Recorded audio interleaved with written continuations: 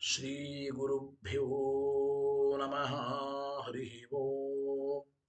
ಶ್ರಿಯಪ್ಪತ್ತೇ ನಿತ್ಯ ಗಣಿತ ಗುಣಮಾಣಿಕ್ಯ ವಿಶದ ಪ್ರಭಾಜಾಲೋಲ್ಲಾಸೋಪಹತ ಸಕಲಾಬದ್ಯತಮಸೇ ಜಗಜ್ಜನ್ಮಸ್ಥೇಮ ಪ್ರಲಯ ರಚನಾಶೀಲವಪುಷೇ ನಮೋ ಶೇಷಾಮ್ನಾಯ ಸ್ಮೃತಿರುದಯದೀಪ್ತಾಯ ಹರಯೇ येन प्रादुरभावि भूमिवनये व्यस्तारिगो सन्ततिः प्रबोधिश्रुतिपङ्कजं करुणया प्रकाशीतत्वं परम् ध्वन्तं ध्वंसमनायि साधुनिकरश्चाकारि सनमार्गगः तेन व्यासदिवाकरेण सततं मात्याजि मे मानसम् व्याप्तिर्यस्य निजे निजेन महसा पक्षे सपक्षे स्थितिः व्यावृत्तिश्च विपक्षतोत विषये सत्तिर्न वै बाधिते नैवास्ति प्रतिपक्षयुक्तिरतुलं शुद्धं प्रमाणं समे भूयात्तत्त्वविनिर्णयाय भगवानानन्दतीर्थो मुनिः भवति यदनुभावादेडमूकोऽपि वाग्मी जडमतिरपि जन्तुर्जायते प्राज्ञमौलिः सकलवचनचेतो देवता भारती सा मम वचसि निधत्तां सन्निधिं मानसे च रमानिवासोचितवासभूमि सन्न्याय रत्नावलि जन्मभूमि वैराग्यभाग्यो मम पद्मनाभतीर्थामृताब्धिर्भवताद्विभूतिः पदवाक्यप्रमाणज्ञान् प्रतिवादिमदच्छिदः श्रीमदक्षोभ्यतीर्थाख्यानुपतिष्ठे गुरून् मम श्रीमदानन्दतीर्थार्य सन्मनः सरसि भुवि अनुव्याख्याननलिने चञ्चरीकति मे मनः न शब्दाब्दो गाढाः न च निगमचर्चादि सुचतु न च निगमचर्चासु चतुराः न च न्याये प्रौढाः न च विदितवेद्या अपि वयम् परं श्रीमत्पूर्णप्रमति गुरुकारुण्यसरणि प्रपन्नामान्यास्मः किमपि च वदन्तोऽपि महताम् भगवता बादरायणेन प्राणिनां निःश्रेयसाय प्रणीतमपि ब्रह्ममीमांसाशास्त्रम् असाधुनिबन्धं दतमस अवकुण्ठितत्वेन प्रणीतमिव मन्यमानः भगवानानन्दतीर्थमुनिः यथाचार्याभिप्रायम् अस्य भाष्यं विधाय अनुभाष्यमपि करिष्यन् विलीन प्रकृतितया स्वयमन्तराय विदुरोऽपि अनवरतमीश्वर प्रवणकाय करणरुत्तिरपि नारायण प्रणामादिकं पारीप्सितस्यानन्तराय परिसमाप्तेः प्रचयस्य च हेतुतया अवगीतशिष्टाचार परम्परादिरा अवगतम् अवश्यं करणीयं शिष्यानुग्राहयितुं ग्रन्थादौ निबध्नाति नारायणमिति नारायणं निखिलपूर्णगुणैकदेहं निर्दोषमाप्यतममप्यखिलैः सुवाक्यैः अस्योद्भवादिदमशेषविशेषतोऽपि वन्द्यं सदा प्रियतमं मम सन्नमामि तमेव शास्त्रप्रभवं प्रणम्य जगद्गुरूणां गुरुमञ्जसैव विशेषतो मे परमाख्यविद्या व्याख्यां करोम्यन् अपि चाहमेव ओम अथातो ब्रह्म जिज्ञासा ओम श्रुति क्षीराब्धिमामथ्य धीमं धरमहीभृता प्राप्ता न्यायसुधा येन तं च इन्द्रमहं भजे बुधैरपि सुदुर्बोधे ग्रन्थे यन्मम साहसं तत्पारयन्तु निपुणाः गुरुपादरजक्कणाः लौकिकफलं लक्षणामृतदोहिनीं गुरुवनुग्रहरूपान्तां कामधेनुमुपास्महे मद्भोक्तिर्द्विनदी जयार्यशुभवाक् सूर्यात्मजा सङ्गमे व्याख्यास्नानमहोभिधाय नृहरे प्राप्य प्रसादं परम् प्रापुर्ये कृतकृत्यतां गतमला विद्यादिराजादयो योगीशा कृपयन्तु ते जयमुनेर्भावस्य बोधाय मे शुकेन शान्त्यादिषु वाङ्मयेषु व्यासेन धैर्यं बुधिनोपमेयम् मनोजजित्या मनसां निपत्य रघुत्तमाख्यं स्वगुरुं नमामि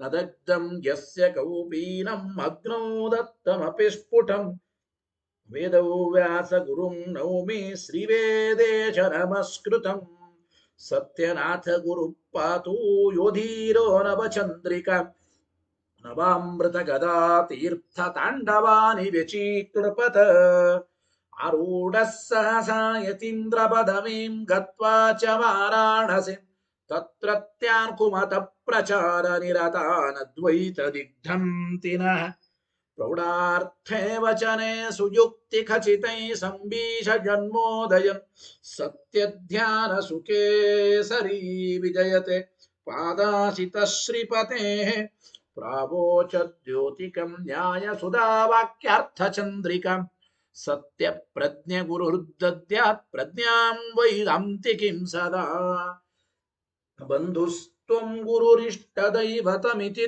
त्वत्पादपङ्केरुहम् प्राप्तं मां परिपालयेति सततं याचे निबद्धाञ्जलिः चित्तं मद्गुणदोषचिन्तनविदो नूनं मनाक्माकृताः सत्याभिज्ञगुरोस्त्वदङ्घ्रियुगलं हित्वा न मे सद्गतिः सत्याभिज्ञकराब्जोत्थान् पञ्चाशद्वर्षपूजकान् सत्यप्रमोदतीर्थार्यान् नौमि न्यायसुधारतान् वेदेश मुनिसत्पादसेवा सम्प्राप्तवैभवान् यादवार्यान् वरसुधा टीकाकारान् वयं नुमः पृथ्वीमण्डलमध्यस्थाः पूर्णबोधमतानुगाः वैष्णवा विष्णुहृदयाः तान्नमस्ये गुरून् मम आपादमौलिपर्यन्तं गुरूणामाकृतिं स्मरेत्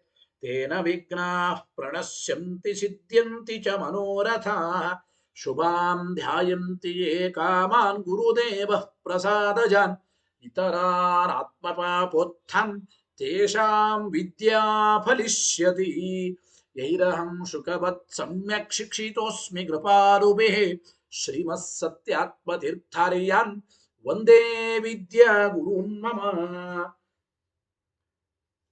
मूलरामपदासक्तं स्वर्णमण्टपकारिणं गुरुस्मरणकर्तारं वन्दे सत्यात्मयोगिनम् स्वस्त्यस्तु सतामखिलसन्मङ्गलानि भवन्तु ಶ್ರೀ ಗುರುಭ್ಯೋ ನಮಃ ಹರಿ ಓಂ. ನಿನ್ನೆಯ ಪಾಠದಲ್ಲಿ ನಾವು ಪ್ರತಿಯೊಂದು ಪದಗಳಿಗೂ ಯೋಗ್ಯೇತರಾನ್ವಿತವಾದ ಸ್ವಾರ್ಥದಲ್ಲಿ ಶಕ್ತಿ ಅಂತ ಹೇಳಿದ್ದೇವೆ. ಅಂದರೆ ಆಯಾ ಪದಗಳಿಗೆ ಅನ್ವಯವನ್ನ ಹೊಂದಲಿಕ್ಕೆ ಯೋಗ್ಯವಾದ ಪದಾರ್ಥದಲ್ಲಿ ಶಕ್ತಿ. ಅಂದರೆ ಆಯಾ ಪದಗಳು ಅನ್ವಯವನ್ನ ಹೊಂದಲಿಕ್ಕೆ ಯೋಗ್ಯವಾದ ಪದಾರ್ಥಗಳನ್ನ ಹೇಳಿಕೊಡ್ತವೆ, ತಿಳಿಸಿಕೊಡ್ತವೆ ಅಂತ ನಾವು ಅಂದಿದ್ದೀವಿ. ಗಾಮಾನಯ ಅಂತ ಇದೆ ದೃಷ್ಟಾಂತಕ್ಕೆ ನಾನು ಹೇಳ್ತೇನೆ. ನಿನ್ನೆ ಆಗಿದ ಪಾಠ ಗಾಮಾನಯ ಅಂತ ವಾಕ್ಯ ಇದೆ. ಆಕಳನ್ನ ತೆಗೆದುಕೊಂಡು ಬಾ. ಗಾಮಾನಯ ಅಂಬೋಲಿರ್ತಕ್ಕಂತಹ ಗಾಮ್ ಅಂದ್ರೆ ಗೋ ಎಂಬ ಪದ ಏನಿದೆ, ಆನಯನಾನ್ವಿತವಾದ ಗೋ ಪದಾರ್ಥವನ್ನ ಹೇಳಿಕೊಡುತ್ತದೆ. ಹೌದೋ ಇಲ್ಲೋ? ಅಂದ್ರೆ ಗಾಮಾನಯ ಅಲ್ಲಿರತಕ್ಕಂತಹ ಗಾಮ್ ಅಂದ್ರೆ ಗೋ ಎಂಬ ಪದ ಅಂದ್ರೆ ಆನಯನ ತರುವಿಕೆ ಎಂಬ ಕ್ರಿಯದ ಸಂಬಂಧವುಳ್ಳ ಪದಾರ್ಥ ಗೋ ಎಂಬ ಪದಾರ್ಥವನ್ನ ಗೋ ಎಂಬ ಪದವು ಹೇಳಿಕೊಡುತ್ತದೆ. ಇದನ್ನೇ ಪದಗಳಿಗೆ ಅನ್ವಿತಾಭಿದಾಯಿತ್ವ ಉಂಟು. ಪದಗಳು ಯೋಗ್ಯೇತರಾನ್ವಿತ ಸ್ವಾರ್ಥಾಭಿದಾಯಕವಾಗಿವೆ ಎಂಬುದನ್ನು ನಾವು ಇಷ್ಟು ಹೇಳಿದ್ದೇವೆ. ಇದರ ಮೇಲೆ ಪೂರ್ವ ಪಕ್ಷಿಗಳು ಪ್ರಶ್ನೆ ಮಾಡ್ತಾರೆ.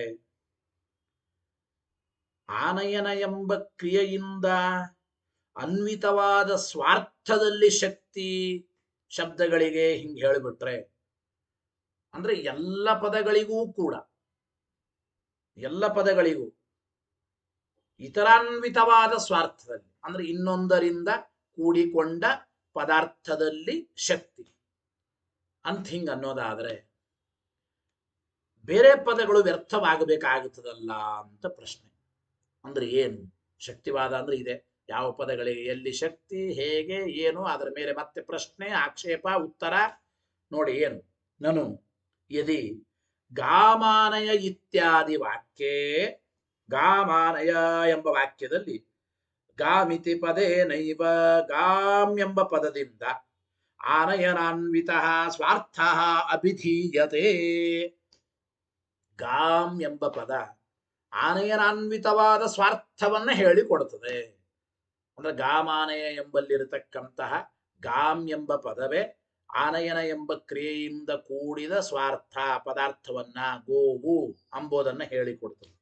ಅಂದ ಮೇಲೆ ಆನಯ ಇತಿ ಪದಂ ವ್ಯರ್ಥಂ, ಆನಯ ಎಂಬ ಪದ ಯಾತಕ್ಕೆ ಬೇಕು, ಆನಯ ಎಂಬ ಪದ ವ್ಯರ್ಥವಾಯಿತಲ್ಲ ಅಂತ ಪ್ರಶ್ನೆ. ಆನಯ ಎಂಬ ಪದ ಯಾತಕ್ಕೆ ಬೇಕು? ಯಾಕೆ ಅಂದ್ರೆ ಆನಯ ಎಂಬ ಪದದ ಅರ್ಥ ಏನು? ಆನಯನ.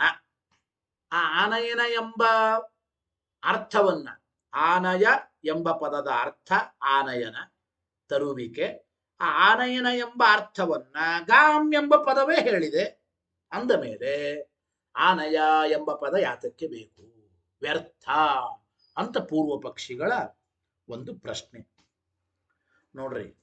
ಆಮೇಲೆ ಆನಯ ಇತಿ ಪದೇನ ಆನಯತಿ ಇತ್ಯರ್ಥೆ ಅಭಿಹಿತೆ ಸತಿ, ಆನಯತಿ ಆನಯನಿತ್ಯರ್ಥಾನ್ವಿತ ಸ್ವಾರ್ಥ ಗೋಪದೇನ ಅಭಿಧೀಯತೆ, ತೇನ ಆನಯ ಇತಿ ಪದಸ್ಯ ನ ವೈಯರ್ಥ್ಯಂ ಇತಿ ಚೇತ್.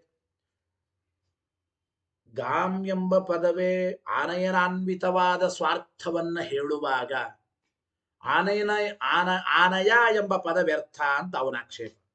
ಅದಕ್ಕೆ ಈ ವೈಯರ್ಥ್ಯ ಶಂಕಾ ಪರಿಹಾರ ಒಂದು ರೀತಿ ನಾವು ಮಾಡಿದರೆ ಇದು ಸರಿಯಲ್ಲ ಅಂತ ಅವ್ರು ಹೇಳ್ತಾರೆ.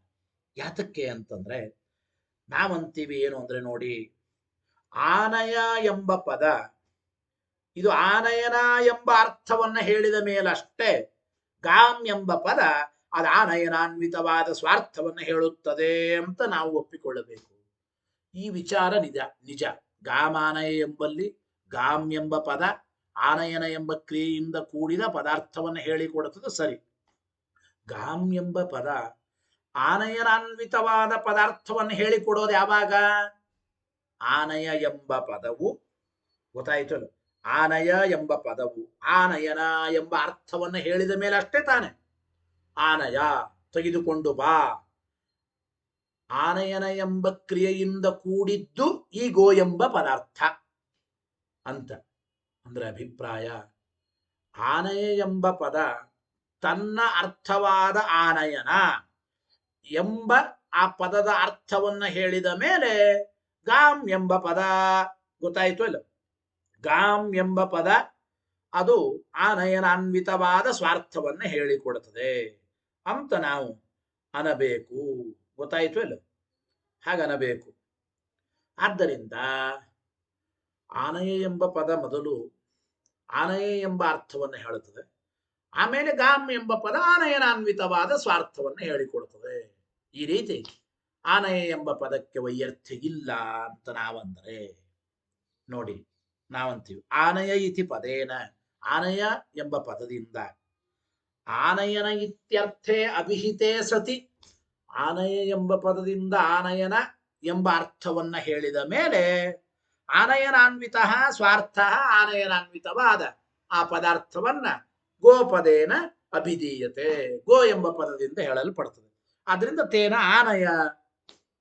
ಆನಯ ಇತಿ ಪದಸ್ಯ ನ ವೈಯರ್ಥ್ಯಂ, ಆನಯ ಎಂಬ ಪದಕ್ಕೆ ವೈಯರ್ಥ್ಯ ಇಲ್ಲ ಅಂತ ನಾವು ಹೇಳೋದಾದ್ರೆ ಅದಕ್ಕೆ ಅವನಂತಾರೆ, ತರ್ಹಿ ಆನಯ ಇತಿ ಪದಂ ಕೇವಲಂ ಸ್ವಾರ್ಥ ಮಾತ್ರಂ ಆಚಕ್ಷಾಣಂ ಅನನ್ವಿತಾಭಿದಾಯಿ ಇತಿ ಪ್ರಾಪ್ತಂ. ಹಾಗಾದ್ರೆ ನೀವೇನಂದ್ರೆ ಸ್ವಲ್ಪ ಗಮನಿಸಿ ಅಂದ ಅವನು. ಹಾಗಾದ್ರೆ ಮೊದಲು ಆನಯ ಎಂಬ ಪದ ಕೇವಲ ಸ್ವಾರ್ಥವನ್ನ ಮಾತ್ರ ಹೇಳಿಕೊಡುತ್ತದೆ. ಆನಯ ಎಂಬ ಪದ ಕೇವಲ ಸ್ವಾರ್ಥ. ಆನಯ ಎಂಬ ಪದಕ್ಕೆ ಆನಯನ ಎಂಬ ಕ್ರಿಯೆ ಇಷ್ಟೇ ಅರ್ಥ ಅಂತ ಹೇಳ್ದಂಗಾಯ್ತು. ಹೌದು ಅಂತೀವಿ ಅಂದ್ರೆ ಹಾಗಾದ್ರೆ ನಿಮ್ಮ ಮಾತನ್ನ ಕೈ ಬಿಟ್ಟಂಗಾಯಿತು. ಆನಯ ಎಂಬ ಪದ ಕೇವಲ ಸ್ವಾರ್ಥವನ್ನ ಹೇಳಿಕೊಡುತ್ತದೆ. ಅಂದ್ರೆ ಆನಯ ಎಂಬ ಪದ ಕೇವಲ ಆನಯನ ಎಂಬ ಕ್ರಿಯೆಯನ್ನ ಮಾತ್ರ ಹೇಳಿಕೊಡುತ್ತದೆ ಅಂತಾದ್ರೆ ಹಾಗಾದ್ರೆ ಆನಯ ಎಂಬ ಪದ ಅನ್ವಿತಾಭಿದಾಯಿ ಅಲ್ಲ, ಅನನ್ವಿತಾಭಿದಾಯಿ ಅಂತ ಹೇಳ್ದಂಗಾಯಿತು. ಅನನ್ವಿತಾಭಿದಾಯಿ ಅಂತ ಹೇಳ್ದಂಗಾಯಿತು. ಗೊತ್ತಾಯಿತೋ ಇಲ್ಲ? ಹಾಗಾದ್ರೆ ಯಥಾಚ ಇದಂ ಅನನ್ವಿತಾಭಿದಾಯಿ ತಥಾ ಪದಾಂತರಮಪಿ ಸ್ಯಾದಿತಿ.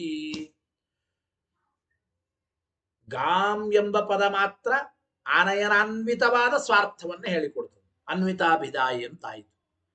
ಆನಯ ಎಂಬ ಪದ ಕೇವಲ ಸ್ವಾರ್ಥವನ್ನ ಹೇಳಿಕೊಡುತ್ತದೆ ಅಂತಂದ್ಬಿಟ್ರೆ ಹಾಗಾದ್ರೆ ಯಥಾಚ ಇದಂ ಯಾವ ರೀತಿ ಆನಯ ಎಂಬ ಪದ ಅನ್ವಿತಾಭಿದಾಯಿ ಅಲ್ಲವೋ, ಅನನ್ವಿತಾಭಿದಾಯಿ. ಆನಯ ಎಂಬ ಪದ ಕೇವಲ ಸ್ವಾರ್ಥವನ್ನ ಆನಯನ ಎಂಬ ಕ್ರಿಯೆಯನ್ನ ಮಾತ್ರ ಹೇಳಿಕೊಡುತ್ತದೆ ಅಂತೀವಿ ಅನ್ನೋದಾದ್ರೆ ಹಾಗಾದ್ರೆ ಬೇರೆ ಪದಗಳು ಕೂಡ ಸ್ವಾರ್ಥವನ್ನು ಮಾತ್ರ ಹೇಳಿಕೊಡಲಿ, ಅನ್ವಿತಾಭಿದಾಯಿ ಅಂತಾಗೋದು ಬೇಡ ಎಂಬ ಅಭಿಪ್ರಾಯವನ್ನ ಹೇಳ್ತಾ ಇವೆ ಅಂತ ಹೇಳ್ತಾ ಇದ್ದ. ಗೊತ್ತಾಯ್ತಾ? ಆನಯ ಎಂಬ ಒಂದು ಪದ ಅನ್ವಿತಾಭಿದಾಯಿ ಅಲ್ಲ, ಅದು ಅನನ್ವಿತಾಭಿದಾಯಿ ಎಂಬುದಾದ್ರೆ ಬೇರೆ ಪದಗಳು ಕೂಡ ಅನನ್ವಿತಾಭಿದಾಯಿ ಆಗಲಿ. ಅನ್ವಿತಾಭಿದಾಯಿ ಯಾಕಾಗಬೇಕು? ಆದ್ದರಿಂದ ಇತಿ ದತ್ತ ತಿಲಾಂಜಲಿ ಇತಿ ದತ್ತ ಜಲಾಂಜಲಿ ಅನ್ವಿತಾಭಿಧಾನವಾದ. ಆದ್ದರಿಂದ ಅನ್ವಿತಾಭಿಧಾನವಾದವನ್ನು ನೀವು ಕೈ ಬಿಟ್ಟಂಗಾಯಿತು. ಎಲ್ಲ ಪದಗಳು ಯೋಗ್ಯೇತರಾನ್ವಿತವಾದ ಸ್ವಾರ್ಥವನ್ನೇ ಹೇಳಿಕೊಡುತ್ತದೆ ಎಂಬುದನ್ನು ಬಿಟ್ಟಂಗಾಯಿತು. ಆಯಾ ಪದಗಳು ತಮ್ಮ ತಮ್ಮ ಆ ಪದದ ಅರ್ಥ ಸ್ವಾರ್ಥವನ್ನು ಮಾತ್ರ ಹೇಳಿಕೊಡ್ತವೆ ಅಂತ ಆಗಿಬಿಟ್ರೆ ಹಾಗಾದ್ರೆ ಎಲ್ಲ ಪದಗಳು ಅನ್ವಿತಾಭಿದಾಯಿ ಎಂಬ ಮಾತನ್ನ ನೀವು ಅಂದ್ರೆ ಕೈ ಬಿಟ್ಟಂಗಾಯಿತು ಎಂಬುದನ್ನ ಹೇಳ್ದಂಗೆ ಆಗ್ತಾ ಇದೆ. ಆಮೇಲೆ ಅನ್ಯೋನ್ಯಾಶ್ರಯ ದೋಷವೂ ಬರುತ್ತದೆ ಅಂತ ಹೇಳ್ತಾರೆ. ಮುಂದೆ ಹೇಗೆ ನೋಡಿ, ಇದಕ್ಕನ್ಬೋದು. ಅಥ ಆನಯ ಇತಿ ಪದೇನಾಪಿ ಗೋಪದೇನ ಅಭಿಹಿತೇನ ಅರ್ಥೇನ ಅನ್ವಿತಃ ಸ್ವಾರ್ಥಃ ಅಭಿಧೀಯತೆ ತದಾ ಯಾವತ್ ಪೂರ್ವಪದಂ ಸ್ವಾರ್ಥಂ ನ ಅಭಿಧತ್ತೆ ತಾವತ್ ಉತ್ತರಪದಸ್ಯ ಉತ್ತರಪದಸ್ಯ ಪೂರ್ವಪದ ಅರ್ಥಾನ್ವಿತ ಸ್ವಾರ್ಥಃ ಅಭಿಧಾನಂ ನಾಸ್ತಿ. ಯಾವಚ್ಚ ಉತ್ತರಪದಂ ಸ್ವಾರ್ಥಂ ನ ಅಭಿಧತ್ತೆ ತಾವತ್ ಪೂರ್ವಪದಸ್ಯ ಉತ್ತರಪದಾರ್ಥ ಅನ್ವಿತ ಸ್ವಾರ್ಥ ಪ್ರತಿಪಾದನಂ ನ ಸಂಭವತಿ ಇತ್ಯನ್ಯೋನ್ಯಾಶ್ರಯತ್ವಂ. ನೋಡಿ, ಈ ರೀತಿ ಹೇಳೋದಾದ್ರೆ ಅನ್ಯೋನ್ಯಾಶ್ರಯ ಬರುತ್ತದೆ ಅಂತ ನಾವು ಹೇಳ್ತೀವಿ. ಏನು ಅಂದ್ರೆ ಆನಯ ಎಂಬ ಪದ ಒಂದು ಪದ ಅನ್ವಿತಾಭಿದಾಯಿ ಅಲ್ಲ ಅಂದ್ರೆ ಬೇರೆ ಪದಗಳು ಅನ್ವಿತಾಭಿದಾಯಿ ಅಲ್ಲ ಅಂತಾಗಿ ಅನ್ವಿತಾಭಿಧಾನವಾದಕ್ಕೆ ತಿಲಾಂಜಲಿ ಬಿಟ್ಟಂಗಾಗುತ್ತದೆ. ಅಂದ್ರೆ ಅನ್ವಿತಾಭಿಧಾನವಾದವನ್ನು ನೀವು ಕೈ ಬಿಟ್ಟಂಗಾಗುತ್ತದೆ ಅಂತ ಅವರ ಆಕ್ಷೇಪ. ಅದಕ್ಕೆ ನಾವು ಹೀಗೆ ಅನ್ಬೋದು. ಏನಪ್ಪ ಅದು ನೋಡಿ, ಆನಯ ಎಂಬ ಪದ ಕೇವಲ ಸ್ವಾರ್ಥವನ್ನು ಹೇಳಿಕೊಡಲ್ರಿ. ಆನಯ ಎಂಬ ಪದ ಕೇವಲ ಆನಯನ ಎಂಬ ಕ್ರಿಯೆಯನ್ನು ಮಾತ್ರ ಹೇಳಿಕೊಡೋದಿಲ್ಲ. ಅದು ಕೂಡ ಏನು ಮಾಡುತ್ತದೆ, ಆನಯ ಎಂಬ ಪದವೂ ಕೂಡ ಏನು ಮಾಡ್ತದೆ ಅಂತಂದ್ರೆ ಅದು ಕೂಡ ಗೋಪದದಿಂದ ಹೇಳಲ್ಪಟ್ಟ ಪದಾರ್ಥದ ಜೊತೆಗೆ ಅನ್ವಿತವಾದ ಸ್ವಾರ್ಥವನ್ನೇ ಹೇಳಿಕೊಡುತ್ತದೆ ಅಂತಂತೀವಿ. ನೋಡಿ, ಅಥ ಆನಯನ ಇತಿ ಪದೇನಾಪಿ, ಆನಯನ ಅಂದ್ರೆ ಅಥ ಆನಯ ಇತಿ ಪದೇನಾಪಿ, ಆನಯ ಗಾಮಾನಯ ಎಂಬಲ್ಲಿ ಆನಯ ಎಂಬ ಪದದಿಂದಲೂ ಕೂಡ ಗೋಪದದಿಂದ ಅಭಿಹಿತವಾದ, ಗೋಪದೇನ ಅಭಿಹಿತೇನ ಅರ್ಥೇನ, ಗೋಪದದಿಂದ ಹೇಳಲ್ಪಟ್ಟ ಪದಾರ್ಥದ ಜೊತೆಗೆ ಕೂಡಿಕೊಂಡ ಪದಾರ್ಥದ ಜೊತೆಗೆ ಸಂಬಂಧವುಳ್ಳ, ಗೋಪದದಿಂದ ಹೇಳಲ್ಪಟ್ಟ ಪದಾರ್ಥ ಗೋವು, ಅದರ ಜೊತೆಗೆ ಸಂಬಂಧಪಟ್ಟ ಸ್ವಾರ್ಥ ಅಂದ್ರೆ ಗೋಪದದಿಂದ ಹೇಳಲ್ಪಟ್ಟ ಪದಾರ್ಥದ ಜೊತೆಗೆ ಅನ್ವಿತವಾದ ಸ್ವಾರ್ಥವನ್ನೇ ಆನಯ ಎಂಬ ಪದವು ಕೂಡ ಹೇಳ್ತಾ ಇದೆ ಅಂತ ಹೀಗೆ ಅನ್ನೋದಾದ್ರೆ ಆವಾಗ ಅನ್ಯೋನ್ಯಾಶ್ರಯ ಎಂಬ ದೋಷ ಬರುತ್ತದೆ ಅಂತ ಹೇಳ್ತಾ ಇದ್ದಾರೆ. ಅನ್ಯೋನ್ಯಾಶ್ರಯ ದೋಷ ಬರುತ್ತದೆ. ಗೊತ್ತಾಯ್ತಾ? ಆನೆ ಎಂಬ ಪದದಿಂದಲೂ ಕೂಡ ಕೇವಲ ಸ್ವಾರ್ಥ ಗೊತ್ತಾಗೋದಿಲ್ಲ. ಆನಯ ಎಂಬ ಪದಕ್ಕೆ ಕೇವಲ ಆನಯನ ಎಂಬ ಕ್ರಿಯೆ ಎಂಬುದು ಮಾತ್ರ ಅರ್ಥವಲ್ಲ, ಕಿಂತು ಗೋಪದದಿಂದ ಹೇಳಲ್ಪಟ್ಟ ಪದಾರ್ಥದ ಜೊತೆಗೆ ಅನ್ವಿತವಾದ ಸ್ವಾರ್ಥವೇ ಆನಯ ಎಂಬ ಪದದಿಂದಲೂ ಹೇಳಲ್ಪಡುತ್ತದೆ ಅಂತಂಬೋದಾದ್ರೆ ತದ ಅನ್ಯೋನ್ಯಾಶ್ರಯತ್ವಂ ಅಂತ ಅಲ್ಲಿ ಅರ್ಥ. ತದ ಅನ್ಯೋನ್ಯಾಶ್ರಯತ್ವಂ. ಯಾಕೆ ಅನ್ಯೋನ್ಯಾಶ್ರಯ ದೋಷ ಅಂದ್ರೆ ಆ ಪೂರ್ವ ಪಕ್ಷಿಗಳಂತ ನೋಡಿ. ಹಾಗಾದ್ರೆ ಎಲ್ಲಿ ತನಕ ಮೊದಲನೇ ಪದ ಸ್ವಾರ್ಥವನ್ನ ಹೇಳೋದಿಲ್ಲವೋ ಅಲ್ಲಿ ತನಕ ಅನಂತರದ ಪದ ಆ ಪೂರ್ವ ಪದಾರ್ಥಾನ್ವಿತವಾದ ಸ್ವಾರ್ಥವನ್ನ ಹೇಳುವಂತಿಲ್ಲ. ಅಂದ್ರೆ ನೋಡಿ, ಗಾಮಾನಯ ಎಂಬಲ್ಲಿ ಗಾಮ್ ಎಂಬ ಮೊದಲನೇ ಪದ, ಗಾಮ್ ಎಂಬ ಮೊದಲನೇ ಪದ ಎಲ್ಲಿವರೆಗೂ ಸ್ವಾರ್ಥವನ್ನ ಹೇಳೋದಿಲ್ವೋ, ಗಾಮ್ ಎಂಬ ಪದದಿಂದ ಆನಯನಾನ್ವಿತವಾದ ಪದಾರ್ಥ ಅಂದ್ರೆ ಗಾಮ್ ಎಂಬ ಪದಕ್ಕೆ ಗೋ ಎಂಬ ಪದಾರ್ಥವೇ ಅರ್ಥ ಅಂತ ಎಲ್ಲಿವರೆಗೆ ಹೇಳೋದಿಲ್ವ ಅಲ್ಲಿ ತನಕ ಮುಂದಿನ ಪದ ಆನಯ ಎಂಬ ಪದ ಹಾಗಾದ್ರೆ ಪೂರ್ವ ಪದಾರ್ಥಾನ್ವಿತವಾದ ಸ್ವಾರ್ಥವನ್ನ ಹೇಳುವಂತಿಲ್ಲ. ಗೊತ್ತಾಯಿತೋ ಇಲ್ಲ? ಅದೇ ರೀತಿ ಇಲ್ಲಿ ಮೊದಲನೇದ್ದು ನೋಡಿಬಿಡಿ. ಈಗ ತದ ಯಾವತ್ ಪೂರ್ವಪದಂ ಸ್ವಾರ್ಥಂ ನ ಅಭಿಧತ್ತೆ, ಎಲ್ಲಿವರೆಗೂ ಮೊದಲಿರತಕ್ಕಂಥ ಪದ ಸ್ವಾರ್ಥವನ್ನ ಅಂದ್ರೆ ಆ ಪದದ ಅರ್ಥ, ಗಾಮ್ ಎಂಬ ಪದಕ್ಕೆ ಗೋ ಎಂಬ ಪದಾರ್ಥವೇ ಅರ್ಥ, ಗಾಮ್ ಎಂಬ ಪದ ಗೋ ಎಂಬ ಪದಾರ್ಥವನ್ನ ಎಲ್ಲಿಯವರೆಗೆ ಹೇಳೋದಿಲ್ವೋ ತಾವತ್ ಅಲ್ಲಿಯವರೆಗೂ ಉತ್ತರ ಪದಸ್ಯ ಮುಂದಿನ ಆನಯ ಎಂಬ ಪದಕ್ಕೆ ಆ ಪೂರ್ವ ಪದದಿಂದ ಹೇಳಲ್ಪಟ್ಟ ಪದಾರ್ಥದ ಸಂಬಂಧವುಳ್ಳ ಸ್ವಾರ್ಥಾಭಿಧಾನತ್ವ ಅಂಬೋದು ಇಲ್ಲ ಅಂತ ಆಗುತ್ತದೆ. ಅಂಬೋದು ಇಲ್ಲ ಅಂತ ಆಗುತ್ತದೆ. ಗೊತ್ತಾಯ್ತೋ ಇಲ್ಲ? ಅದೇ ರೀತಿ ಇನ್ನೊಂದು ಮಾತನ್ನು ಹೇಳ್ತಾ ಇದ್ದಾರೆ. ಹಾಗೆ ಇನ್ನೊಂದು ಮಾತು ಏನು ಅಂದ್ರೆ ಎಲ್ಲಿ ತನಕ ಉತ್ತರ ಪದ ಅಂದ್ರೆ ಆನಯ ಎಂಬ ಪದ ಎಲ್ಲಿ ತನಕ ಆನಯ ಎಂಬ ಪದ ಸ್ವಾರ್ಥವನ್ನು ಹೇಳಿಕೊಡೋದಿಲ್ವೋ ಅಲ್ಲಿ ತನಕ ಮೊದಲನೇ ಪದ ಆನಯನಾನ್ವಿತವಾದ ಸ್ವಾರ್ಥವನ್ನ ಹೇಳಲಿಕ್ಕೆ ಬರೋದಿಲ್ಲ ಅಂತ ಅಭಿಪ್ರಾಯ. ಅಂದ್ರೆ ನೀವೇನಂದ್ರಿ, ಗಾಮ್ ಎಂಬ ಪದ ಹೇಗೆ ಆನಯನಾನ್ವಿತವಾದ ಸ್ವಾರ್ಥವನ್ನು ಹೇಳಿಕೊಡುತ್ತದೋ ಮುಂದಿನ ಆನಯ ಎಂಬ ಪದವೂ ಕೂಡ ಗೋಪದದಿಂದ ಹೇಳಲ್ಪಟ್ಟ ಅನ್ವಿತವಾದ ಸ್ವಾರ್ಥವನ್ನೇ ಹೇಳಿಕೊಡುತ್ತದೆ ಅಂತ ನೀವು ಅಂದ್ರಿ. ಹಾಗಾದ್ರೆ ಇಲ್ಲಿ ಅನ್ಯೋನ್ಯಾಶ್ರಯ ಅಂತ ಅಭಿಪ್ರಾಯ ಅಂತ ಇದ್ದಾರೆ. ಪರಸ್ಪರ ಸಾಪೇಕ್ಷವಾದ್ದರಿಂದ ಪೂರ್ವ ಪದಕ್ಕೂ ಉತ್ತರ ಪದಕ್ಕೂ ಪರಸ್ಪರ ಸಾಪೇಕ್ಷ ಇದೆ. ಅಂದ್ರೆ ಗಾಮ್ ಎಂಬ ಪದ ಮೊದಲು ಸ್ವಾರ್ಥವನ್ನ ಹೇಳದೆ ಹೊರತು ಉತ್ತರ ಪದ ಆನಯ ಎಂಬ ಪದ ಅದು ಗೋಪದದಿಂದ ಅಭಿಹಿತವಾದ ಅನ್ವಿತವಾದ ಸ್ವಾರ್ಥವನ್ನ ಹೇಳಲಿಕ್ಕೆ ಬರೋದೇ ಇಲ್ಲ. ಅದೇ ರೀತಿ ಉತ್ತರ ಪದ ಎಂಬುದು ಇದು ಅದೇ ರೀತಿ ಉತ್ತರ ಪದ ಎಂಬುದು ಪೂರ್ವ ಪದ ಎಲ್ಲಿಯವರೆಗೂ ಅನಯನಾನ್ವಿತವಾದ ಸ್ವಾರ್ಥವನ್ನ ಹೇಳಿಕೊಡೋದಿಲ್ವೋ ಅಲ್ಲಿವರೆಗೂ ಉತ್ತರ ಪದ ಎಂಬುದು ಗೋಪದದಿಂದ ಹೇಳಲ್ಪಟ್ಟ ಪದಾರ್ಥಾಂತರ ಅಂದ್ರೆ ಪದಾರ್ಥದಿಂದ ಅನ್ವಿತವಾದ ಸ್ವಾರ್ಥವನ್ನ ಹೇಳುವಂತಿಲ್ಲ. ಅದೇ ರೀತಿ ಪೂರ್ವ ಪದ ಆನಯ ಎಂಬ ಪದ ಎಲ್ಲಿಯವರೆಗೂ ಸ್ವಾರ್ಥವನ್ನ ಹೇಳಿಕೊಡೋದಿಲ್ವೋ ಅಲ್ಲಿ ತನಕ ಈ ಪೂರ್ವ ಪದ ಗಾಮ್ ಎಂಬ ಪದ ಅನಯನಾನ್ವಿತವಾದ ಸ್ವಾರ್ಥವನ್ನ ಹೇಳಿಕೊಡ್ಲಿಕ್ಕೆ ಬರೋದಿಲ್ಲ. ಹೀಗೆ ಅನ್ಯೋನ್ಯಾಶ್ರಯ ಎಂಬ ದೋಷ ಬರುತ್ತದೆ ಅಂತ ಅಭಿಪ್ರಾಯ. ಅಂದ್ರೆ ಈ ಪದದ ಅಪೇಕ್ಷೆ ಆ ಪದಕ್ಕುಂಟು, ಆ ಪದದ ಅಪೇಕ್ಷೆ ಈ ಪದಕ್ಕುಂಟು ಎಂಬುವ ಅನ್ಯೋನ್ಯಾಶ್ರಯ ಎಂಬ ದೋಷ ಬರುತ್ತದೆ ಅಂತ ಅಭಿಪ್ರಾಯ. ಶಬ್ದಾರ್ಥ ಹೇಳ್ಬಿಡ್ತೇನೆ. ಅಥ ಆನಯ ಇತಿ ಪದೇನಾಪಿ ಆನಯ ಎಂಬ ಪದದಿಂದಲೂ ಕೂಡ ಗೋಪದದಿಂದ ಹೇಳಲ್ಪಟ್ಟ ಗೋಪದೇನ ಅಭಿಹಿತೇನ ಅರ್ಥೇನ ಗೋಪದದಿಂದ ಹೇಳಲ್ಪಟ್ಟ ಆ ಪದಾರ್ಥದ ಜೊತೆಗೆ ಅನ್ವಿತವಾದ ಸ್ವಾರ್ಥವನ್ನ ಎಲ್ಲಿಯವರೆಗೂ ಹೇಳೋದಿಲ್ವೋ ತದಾ ಹಿಂಗ ಎಲ್ಲಿ ಹೋಯ್ತದು ಯಾವತ್ ಪೂರ್ವ ಪದ ಎಲ್ಲಿಯವರೆಗೂ ಪೂರ್ವ ಪದ ಸ್ವಾರ್ಥಂ ನ ಅಭಿದತ್ತೆ ಎಲ್ಲಿಯವರೆಗೂ ಪೂರ್ವ ಪದ ತನ್ನ ಸ್ವಾರ್ಥವನ್ನ ಪೂರ್ವ ಪದನ ಗಾಮ್ ಎಂಬ ಪದ ಆಕಳು ಎಂಬ ಪದಾರ್ಥವನ್ನು ಎಲ್ಲಿವರೆಗೆ ಹೇಳೋದಿಲ್ವೋ ತಾವತ ಅಲ್ಲಿವರೆಗೂ ಉತ್ತರ ಪದಕ್ಕೆ ಪೂರ್ವ ಪದ ಅರ್ಥಾನ್ವಿತ ಸ್ವಾರ್ಥಾಭಿಧಾನಂ ನಾಸ್ತಿ. ಹಿಂದಿನ ಪದದಿಂದ ಹೇಳಲ್ಪಟ್ಟ ಪದಾರ್ಥದ ಸಂಬಂಧವುಳ್ಳ ಸ್ವಾರ್ಥವನ್ನ ಹೇಳಿಕೊಡುವಿಕೆ ಅಂಬೋದು ಸರ್ವಥಾ ಇಲ್ಲ ಅಂತ ಆಗುತ್ತದೆ. ಆಮೇಲೆ ಯಾವಚ್ಚ ಉತ್ತರ ಪದಂ ಸ್ವಾರ್ಥಂ ನ ಅಭಿದತ್ತೆ, ಯಾವಾಗ ಉತ್ತರ ಪದವಾದ ಆನಯ ಎಂಬ ಪದ ಅದು ಆನಯನ ಎಂಬ ತನ್ನ ಸ್ವಾರ್ಥವನ್ನ ಅಂದ್ರೆ ಆನಯನ ಎಂಬ ಕ್ರಿಯೆಯನ್ನ ಮಾತ್ರ ಎಲ್ಲಿಯವರೆಗೂ ಹೇಳೋದಿಲ್ವೋ ಅಲ್ಲಿವರೆಗೂ ತಾವ ಪೂರ್ವ ಪದಸ್ಯ ಆ ಹಿಂದಿನ ಪದಕ್ಕೆ ಉತ್ತರ ಪದದಿಂದ ಹೇಳಲ್ಪಟ್ಟಿರತಕ್ಕಂತಹ ಅಲ್ಲಿಯವರೆಗೂ ಉತ್ತರ ಪದದಿಂದ ಹೇಳಲ್ಪಟ್ಟಿರತಕ್ಕಂಥ ಆನಯನಾನ್ವಿತವಾದ ಸ್ವಾರ್ಥವನ್ನು ಪ್ರತಿಪಾದನೆ ಮಾಡೋದೆಂಬುದು ಕೂಡೋದಿಲ್ಲ. ಪ್ರತಿಪಾದನ ನ ಸಂಭವತಿ ಇತ್ಯನ್ಯೋನ್ಯಾಶ್ರಯತ್ವಂ ಎಂಬ ಮಾತನ್ನ ಹೇಳ್ತಾ ಇದ್ದಾರೆ. ಅನ್ಯೋನ್ಯಾಶ್ರಯ ದೋಷ ಬರುತ್ತದೆ ಅಂತ ಅರ್ಥ. ಆದ್ದರಿಂದ ಈ ರೀತಿ ಅನ್ಯೋನ್ಯಾಶ್ರಯ ಬರುತ್ತದೆ ಅಂತ ಅವರಂತ ಇದ್ದಾರೆ. ಅದಕ್ಕೆ ಅವ್ರಂದ್ರು ನೋಡ್ರಿ,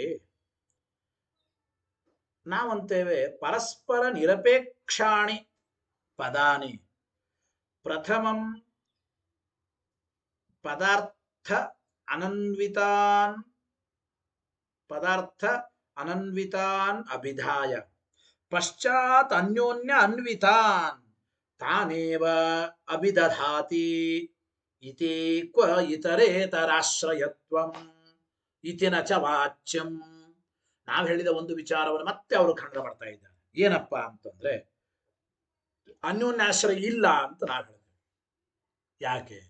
ಗಾಮ್ ಎಂಬ ಪದಕ್ಕಾಗಲಿ ಆನಯ ಎಂಬ ಪದಕ್ಕಾಗಲಿ ಪರಸ್ಪರ ಅಪೇಕ್ಷೆ ಇಲ್ಲವೇ ಇಲ್ಲ. ಗಾಮ್ ಎಂಬ ಪದ ಆನಯ ಎಂಬ ಪದ ಇವು ಪರಸ್ಪರ ಅಪೇಕ್ಷೆ ಇಲ್ಲದೆ ಇರತಕ್ಕಂಥ ನಿರಪೇಕ್ಷವಾದ ಪದಗಳು. ಅಂದರೆ ಮೊದಲು ಗಾಮ್ ಎಂಬ ಪದ ಆಗಲಿ ಆನಯ ಎಂಬ ಪದ ಆಗಲಿ ಕೇವಲ ಅನ್ವಿತವಲ್ಲದ ಸ್ವಾರ್ಥವನ್ನ ಮಾತ್ರ ಹೇಳಿಕೊಡ್ತವೆ.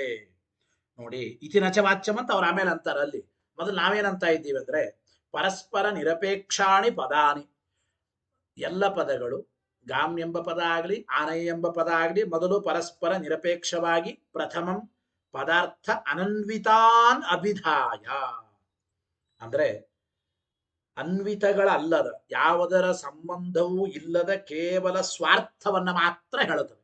ಆನಯ ಎಂಬ ಪದ ಆನಯನ ಎಂಬ ಕ್ರಿಯೆಯನ್ನು ಮಾತ್ರ ಹೇಳಿಕೊಡುತ್ತದೆ. ಗೋ ಎಂಬ ಪದ ಆಕಳು ಎಂಬ ಅರ್ಥವನ್ನು ಮಾತ್ರ ಹೇಳಿಕೊಡುತ್ತದೆ.